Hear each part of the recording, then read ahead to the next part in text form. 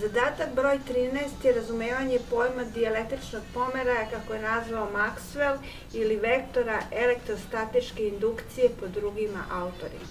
Ako se posmatraju dve ravne suprotnim naelektrisanih ploče, mogu se tretirati kao ploče na kojima je izazvana elektrostatička indukcija.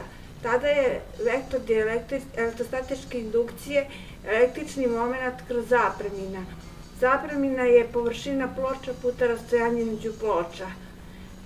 Tada je vektor elektrostatičke indukcije Q puta D kroz S puta L, znači električni moment kroz zapremina, što se kada se skrate L i D dobija Q kroz S, što je gustina elektrizanja na pločama.